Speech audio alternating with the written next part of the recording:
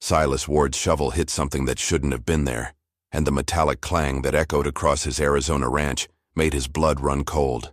He had been digging for 3 hours under the blazing sun, sweat streaming down his weathered face, working to dig a new well near the old oak tree behind his farmhouse. The drought had been merciless this season, and his existing well was running dangerously low. But now, staring down at the dark object his shovel had struck, Silas felt a chill that had nothing to do with the desert wind.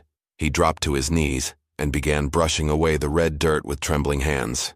What emerged from the earth made him stumble backward, his heart hammering against his ribs like a trapped bird. It was a metal box, about the size of a small coffin, with intricate engravings along its edges that had somehow survived years of burial. The metal was tarnished black with age, but Silas could make out symbols etched into its surface. Strange symbols that looked almost like brands, the kind used to mark cattle. But these were different, more elaborate, more sinister. Silas had inherited this ranch from his uncle Boone Carter 3 years ago, along with all its history and secrets. Boone had been a quiet man, never talking much about the early days when he first claimed this land. Now, as Silas stared at this buried box, he began to understand why his uncle had always seemed haunted, why he would sometimes stand at this very spot and stare into the distance with eyes full of regret. The sun was starting to sink toward the horizon, casting long shadows across the ranch. Silas knew he should head inside, maybe call his neighbor Eli Thompson to help him figure out what to do with this discovery. But something held him frozen in place, a terrible certainty that whatever lay inside this box would change everything he thought he knew about his family and this land. He reached for the rusted latch, his fingers hovering just inches above the metal. The silence around him seemed to press in from all sides, broken only by the distant cry of a hawk circling overhead. Even the usual evening sounds of the ranch, the lowing of cattle and the rustle of wind through grass, had fallen silent, as if the very earth was holding its breath. As his hand moved closer to the latch, Silas noticed something else that made his stomach turn. There were scratch marks on the inside of the lid, deep gouges in the metal that looked like they had been made by desperate fingernails. Someone had been trapped inside this box, clawing frantically to get out. But that wasn't the worst part.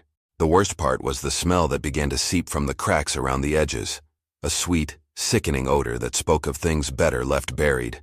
Silas jerked his hand back as if the metal had burned him, his mind racing with possibilities he didn't want to consider. That's when he heard the sound behind him, the soft crunch of footsteps on dry grass, and realized he was no longer alone. Silas spun around, his heart nearly bursting from his chest, only to see Eli Thompson standing at the edge of the excavation site. His neighbor's weathered face was pale, his usually steady hands trembling as he stared down at the unearthed metal box. "Jesus, Silas," Eli whispered, removing his hat and running a shaky hand through his gray hair. "I came over to check on you when I saw you'd been digging all day. But this," he gestured at the box with visible revulsion, "this ain't no water you've been looking for." Eli had lived on the neighboring ranch for over 20 years, longer than anyone else in the area. If anyone knew the history of this land, it would be him. But the look of recognition in his eyes, mixed with something that looked suspiciously like fear, told Silas that his neighbor knew more than he was letting on. "You've seen this before," Silas said, not asking but stating a fact. "You know what this is." Eli stepped closer to the hole, his boots crunching on the disturbed earth. The setting sun cast his shadow across the metal box, making the strange symbols appear to writhe and dance in the flickering light. "I hoped I'd never see it again," he admitted, his voice barely above a whisper. "Your Uncle Boone, he told me he'd taken care of this problem years ago, said he'd moved it somewhere safe, somewhere it could never hurt nobody again." The implications of Eli's words hit Silas like a physical blow. This wasn't just some random buried treasure or forgotten relic. This was something his uncle had deliberately hidden, something dangerous enough that he'd lied about disposing of it entirely. "What's inside, Eli?" Silas demanded, but his neighbor just shook his head, backing away from the hole as if the box might suddenly spring open on its own. "Some things are better left buried, son. Your uncle learned that the hard way." Eli's eyes darted nervously around the ranch, scanning the growing shadows as if expecting something to emerge from them. "We need to cover this back up right now, before anyone else finds out about it." But Silas couldn't shake the image of those scratch marks on the inside of the lid, the desperate gouges that spoke of someone trapped and fighting for their life. "Someone was locked inside this thing," he said, his voice growing stronger with anger. Someone died in there, and my uncle knew about it. The silence stretched between them, heavy with unspoken secrets and the weight of buried truth. Finally, Eli spoke, his words carrying the finality of a death sentence. Not someone, Silas. Several someones. And if word gets out about what you found here, it won't just be old bones that start turning up. He fixed Silas with a stare that seemed to look right through him. There are people in this territory who've spent decades keeping this secret buried. People with a lot more to lose than just a reputation. As if summoned by Eli's warning, the sound of approaching horses drifted across the evening air, growing steadily louder. 3 riders were coming up the main road to the ranch, their silhouettes dark against the dying light. Even from this distance, Silas could see they were riding hard, with the purposeful urgency of men who had urgent business to conduct. Eli grabbed Silas by the shoulder, his grip tight enough to leave bruises. Those men coming up your road right now? They've been watching this place for years, waiting for someone to dig in the wrong spot. And now that you have... He didn't finish the sentence, but he didn't need to.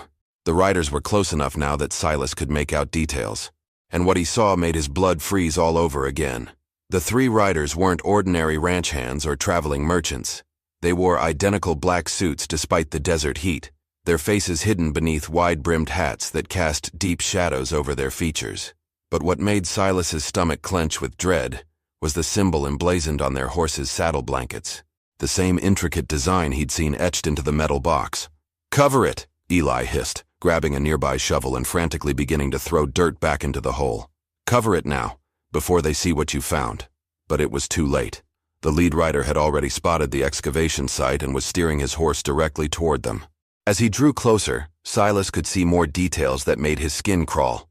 The man's face was scarred, with a distinctive mark running from his left temple to his jaw, the kind of wound that spoke of violence and survival.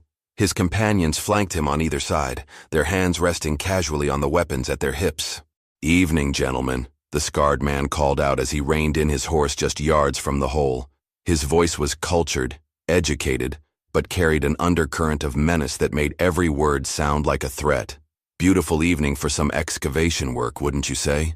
Silas tried to step forward, to position himself between the riders and the partially covered box, but Eli grabbed his arm with surprising strength. The older man's face had gone completely white, and Silas could feel him trembling. "Just digging a new well, mister," Silas managed to say, his voice steadier than he felt. "Nothing interesting happening here." The scarred man smiled, but it was the kind of expression that belonged on a snake rather than a human face. He dismounted with fluid grace and walked directly to the edge of the hole, ignoring both men as if they were nothing more than inconvenient obstacles. "A well," he repeated, crouching down and brushing away some of the hastily replaced dirt. "How fascinating, and what a coincidence that you chose to dig in this exact spot, the very location where your Uncle Boone Carter once buried something rather valuable." The casual way he mentioned Boone's name sent ice through Silas's veins. This wasn't a chance encounter or a case of bad timing. These men had been watching, waiting, perhaps for years, for someone to uncover what lay beneath this ground.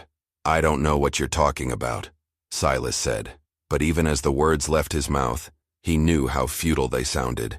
The man straightened and fixed Silas with eyes that seemed to see straight through to his soul. "Oh, but I think you do. You see, Mr. Ward, that box you've uncovered contains something that belongs to my associates and me, something we've been looking for quite some time." One of the other riders moved his horse closer, and Silas caught sight of a rope coiled at his saddle horn. Not just any rope, but the kind used for hanging. "The question now," the scarred man continued, "is whether you're going to be reasonable about returning our property, or whether we're going to have to resolve this matter in a more traditional frontier fashion." As if responding to some unspoken signal, all 3 horses began to circle the excavation site, trapping Silas and Eli in an ever-tightening ring of menace. Silas felt the walls closing in around him, but something deep in his gut rebelled against the fear these men were trying to instill. His ranch, his land, his discovery, whatever dark history was buried here, he wasn't about to let 3 strangers ride onto his property and make demands. "I don't know who you think you are," Silas said, straightening to his full height, "but this is my land. Whatever's in that box has been buried here for years, which makes it mine by right." The scarred man laughed, a sound like gravel scraping against bone. "Your land? Oh, Mr. Ward, You have so much to learn about the true ownership of things in this territory." He gestured to his companions, and they dismounted as one, moving with the coordinated precision of men who had done this before. Eli stepped closer to Silas, his voice urgent and low. "Don't be a fool, boy. These aren't ordinary men. They're part of something bigger, something that's been operating in this territory since before your uncle ever claimed this land." "What kind of something?" Silas demanded. But before Eli could answer, the scarred man was speaking again. "Allow me to introduce myself properly. I am Marcus Voss, and I represent certain business interests that have a long-standing investment in this particular piece of property." He walked closer to the box, his eyes gleaming with an unhealthy hunger. "You see, what you've uncovered isn't just a burial container. It's a repository of evidence that could cause considerable embarrassment to some very powerful people." Silas watched as Voss knelt beside the box and ran his scarred fingers along the strange symbols etched into its surface. There was something almost reverent in the way he touched the metal, as if he were greeting an old friend. "These marks," Voss continued, "they represent a brotherhood, a group of men who came to this territory not to build new lives, but to escape the consequences of old ones. Your Uncle Boone was supposed to be one of us, but he developed an inconvenient conscience." The pieces began falling into place in Silas's mind, creating a picture he desperately didn't want to see. The strange behavior his uncle had exhibited in his final years, the way he would sometimes stare at this spot with haunted eyes, the mysterious visitors who had occasionally come to the ranch and left his uncle shaken and pale. "What did you do to him?" Silas asked, his voice barely controlled. Voss smiled that serpentine smile again. "We didn't have to do anything to Boone Carter. His guilt did all the work for us, eating away at him year after year, until he was nothing but a shell of the man he used to be." He stood and brushed the dirt from his hands, but he was useful right up until the end, keeping our secret buried, making sure no one ever thought to dig in this particular spot. One of Voss's companions, a thin man with dead eyes, spoke for the first time. "Boss, we're losing daylight. Should we finish this and take what we came for?" The casual way he spoke about finishing things made Silas's blood run cold. These men weren't just here to reclaim some buried treasure. They were here to eliminate witnesses, to bury the truth along with anyone who had seen it. But as Voss nodded to his men and they began to advance, Silas heard something that changed everything. The sound of more horses approaching, this time from the direction of town. A lot more horses. "Expecting company?" Voss asked, his confident demeanor flickering for the first time. Silas looked toward the approaching riders and felt a surge of hope. He recognized the lead horse, a distinctive paint mare that belonged to Sheriff Samuel Briggs. But his relief was short-lived when he saw the expression on Eli's face. A look of despair so complete it was like watching a man's soul leave his body. "You don't understand," Eli whispered. "The sheriff isn't coming to help us. He's one of them." Sheriff Samuel Briggs rode into the ranch yard with 5 deputies at his back, their badges glinting in the fading light. But instead of the relief Silas had expected to feel, a crushing weight settled on his chest as he watched the lawmen arrange themselves in a perfect circle around the excavation site, cutting off any possible escape route. Briggs dismounted and walked directly to Voss, the two men greeting each other with the familiarity of old partners. The sheriff was a large man with graying temples, and the kind of authoritative presence that had always made Silas feel safe when he'd encountered him in town. Now, seeing him shake hands with the scarred stranger, that same presence felt menacing and corrupt. "Marcus," Briggs said, his voice carrying the weight of shared history, "I told you this day would come eventually. Boone Carter's death was bound to bring someone poking around this property sooner or later." "Indeed," Voss replied, glancing meaningfully at Silas and Eli. "And now we have a situation that requires immediate resolution." Silas felt his world tilting on its axis. The sheriff, the one man in the territory who was supposed to represent justice and law, was part of whatever conspiracy had led to this buried box and the secrets it contained. Everything he had believed about his community, his safety, his place in this land, crumbled in the space of a heartbeat. "You're all murderers," Silas said, surprised by the steadiness in his own voice. "Whatever's in that box, whatever you did to the people who died in there, I'm going to make sure everyone knows about it." Sheriff Briggs laughed, but there was no humor in the sound. "Son, you're standing in the middle of nowhere, surrounded by 6 armed men and a sheriff who's about to file a report about 2 trespassers who met with an unfortunate accident while illegally excavating on private property. He gestured around the ranch. Who exactly do you think is going to believe your story even if you lived long enough to tell it? That's when Eli did something completely unexpected. The old man, who had been trembling with fear just moments before, suddenly lunged toward the metal box and managed to grab the rusted latch. Before anyone could stop him, he yanked it open, and the contents spilled out onto the desert floor. What emerged from that ancient container made every man present take an involuntary step backward. Not just bones, as Silas had feared, but personal effects that told a story of systematic violence. Watches, rings, and most damning of all, a collection of badges from lawmen across 3 different territories.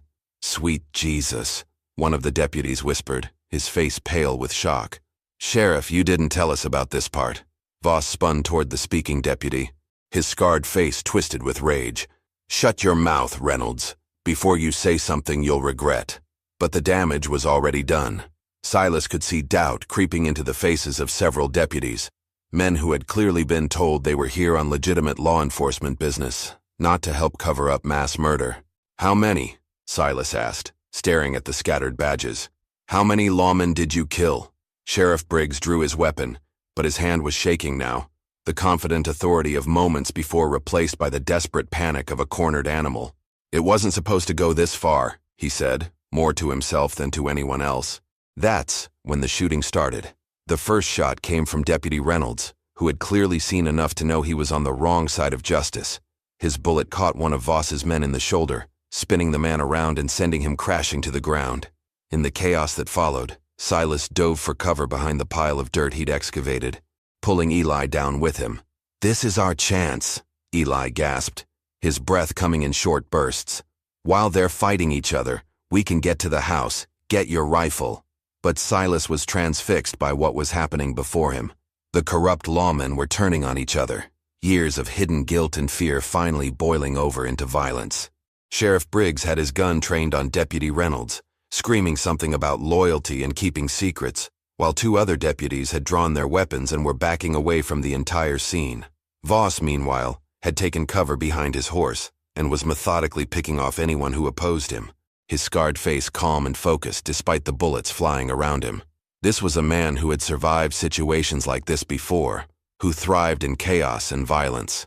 "We're not running," Silas said, making a decision that surprised even himself. He reached into the scattered contents of the metal box and pulled out one of the badges, a tarnished star that had once belonged to a lawman from New Mexico territory.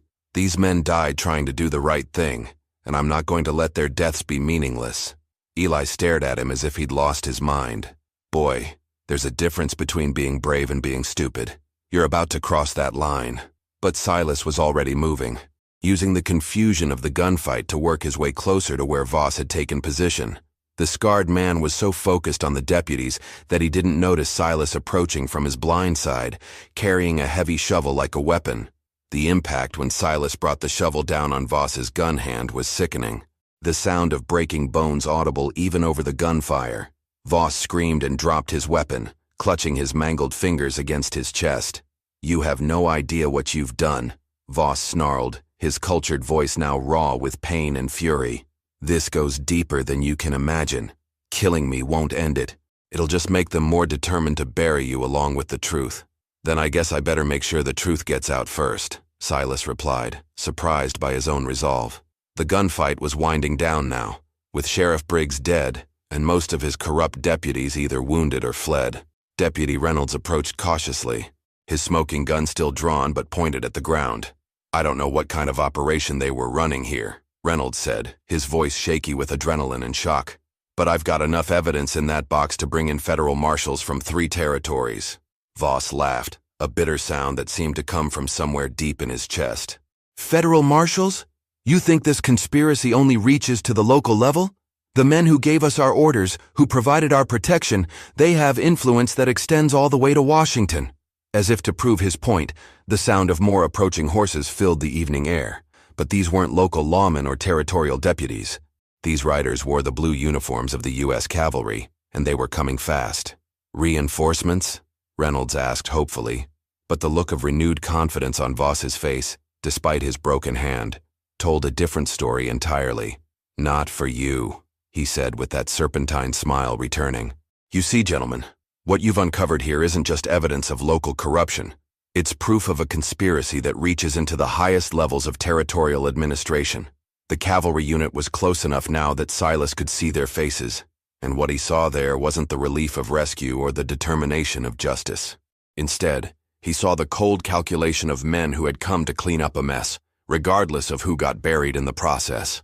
Time to run, Eli said, grabbing Silas by the arm. Time to run right now. But as they turned toward the house, they found their path blocked by something that made Silas's heart sink into his boots. Standing between them and the house was a figure that made Silas question his own sanity. Uncle Boone Carter, the man who had supposedly died 3 years ago, was very much alive and pointing a rifle directly at Silas's chest. But this wasn't the broken, guilt-ridden man Silas remembered from his final years. This Boone stood straight and confident, his eyes clear and calculating. "Hello, nephew," Boone said, his voice carrying none of the warmth Silas remembered. "I was wondering when you'd finally dig in the wrong place." The revelation hit Silas like a physical blow. His uncle's death had been staged. His funerally elaborate deception designed to allow him to disappear from a life that had become too complicated to maintain. All those years of guilt and haunted looks hadn't been about remorse for past crimes, but about the stress of maintaining a lie that was eating him alive. "You're supposed to be dead," Silas said, his voice barely a whisper. "Death is remarkably easy to fake when you have the right connections," Boone replied. "Sheriff Briggs was very helpful in that regard. May he rest in peace." He glanced at the sheriff's body with what might have been genuine regret. Samuel was a good partner, but he lacked the vision to see how this organization could evolve. The cavalry unit had reached the ranch now, and their leader, a captain with dead eyes and a face like carved stone, dismounted and walked directly to Boone. The familiarity between them was obvious, another piece of the conspiracy puzzle falling into place. "Captain Morrison," Boone said, nodding respectfully. "I'm afraid we have a containment situation here." "So I see," Morrison replied, surveying the scene of bodies and scattered evidence. "How many witnesses need to be managed?" The casual way they discussed murder made Silas's blood boil. These weren't just corrupt officials or frontier criminals. This was a systematic organization that had infiltrated every level of law enforcement in the territory, operating with the kind of impunity that came from knowing they were protected from the very top. "Uncle Boone," Silas said, trying to appeal to whatever humanity might remain in the man who had raised him. "Those badges in that box belonged to good men, lawmen who were trying to do their jobs. Protect people. How many did you kill?" Boone's expression didn't change, but something flickered in his eyes. 23, he said simply. "Over the course of 15 years, all of them honest men who couldn't be bought, couldn't be reasoned with, couldn't be allowed to interfere with our operations." Deputy Reynolds, who had been listening to this exchange with growing horror, suddenly raised his weapon. "That's enough. I'm taking you all in, conspiracy or no conspiracy." But before he could fire, Captain Morrison's men had him surrounded, their rifles trained on his chest. The deputy's face went pale as he realized he was outnumbered 20-1. "There's nowhere to run this time," Morrison said, his voice carrying the finality of a death sentence. "Too many people know too much. Time to clean the slate completely." That's when Silas noticed something that changed everything. One of the scattered badges from the box wasn't tarnished like the others. It was bright, new, still shining despite its time in the ground, and on its surface was a name that made his heart race with sudden hope. Deputy U.S. Marshal Catherine Hayes. Missing 3 months, presumed dead. But if her badge was in this box, and she had been investigating this conspiracy. The sound of a rifle shot from the direction of the main road announced that someone else had just joined this deadly game. Someone who might finally tip the odds in favor of justice. Deputy U.S. Marshal Catherine Hayes rode into the ranch yard like an avenging angel, her rifle smoking, and 3 of Morrison's cavalry soldiers already on the ground. She wasn't alone. Behind her rode a full company of federal marshals, men whose loyalty couldn't be bought and whose jurisdiction superseded any local authority. "Marshal Hayes," Captain Morrison said, his confident demeanor cracking for the first time. "You're supposed to be dead." "Reports of my death were greatly exaggerated," Catherine replied, keeping her rifle trained on Morrison while her marshals spread out to surround the entire group. "Though I have to thank you for that badge in the box. It was the perfect bait to draw all of you out into the open. Silas felt his mind reeling as the final pieces fell into place. The badge hadn't been evidence of another murder, but part of an elaborate trap. Marshall Hayes had faked her own death, allowed her badge to be buried with the others, and then waited for someone to uncover the evidence that would bring the entire conspiracy into the light. 3 months I've been building this case, Catherine continued, her voice steady and professional despite the weapons pointed in her direction. Following the trail of dead lawmen, corrupt officials, and buried evidence, what I found was a conspiracy that reaches from local sheriffs all the way up to territorial governors. Uncle Boone lowered his rifle, the fight seeming to drain out of him all at once. It wasn't supposed to go this far, he said, echoing Sheriff Briggs's final words. We were just trying to make a living in a hard land. The killing, the covering up, it just kept growing until it was bigger than any of us. 23 good men, Catherine said, her voice cutting through the desert air like a blade.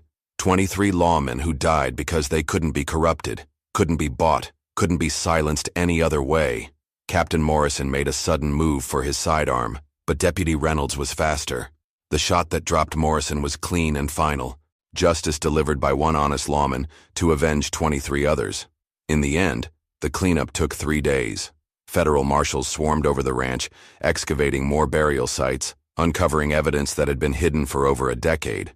The conspiracy reached further than anyone had imagined, involving territorial officials, army officers, and business interests that stretched from Arizona to Washington, D.C. Silas watched it all unfold from his front porch, still trying to process the fact that his quiet life as a rancher had exploded into something resembling a war. Eli sat beside him, the old man having aged 10 years in the space of a single evening. What happens now? Silas asked Marshall Hayes as she prepared to leave with her prisoners. Now the real work begins, she replied. Trials, investigations, cleaning out corruption that's been festering for years. It won't be easy, and it won't be quick, but it's necessary. Uncle Boone was led away in shackles, but he stopped beside Silas's porch steps. I'm sorry, nephew, he said, his voice broken and defeated. I never wanted you to be part of this. I thought if I stayed dead, if I kept the secret buried, you could have a normal life on this land. The land doesn't belong to murderers, Silas replied, his voice steady and final. It belongs to the people who work it honestly. As the dust settled and the last of the marshals rode away, Silas stood alone on his ranch, looking down at the filled-in hole where his simple well digging had uncovered so much buried truth. The evening air was clear and clean, free of the corruption that had poisoned it for so long. He picked up his shovel and walked to a different spot in his yard, one where the ground was clean and unmarked by violence. It was time to dig his well in soil that hadn't been tainted by the blood of honest men. Time to build something good on land that had finally been cleansed of its dark secrets. The water, when he found it 3 days later, ran clear and cold, as pure as justice finally served.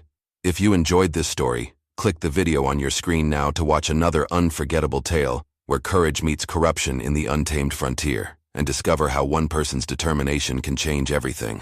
Don't forget to subscribe and consider a super chat to help us keep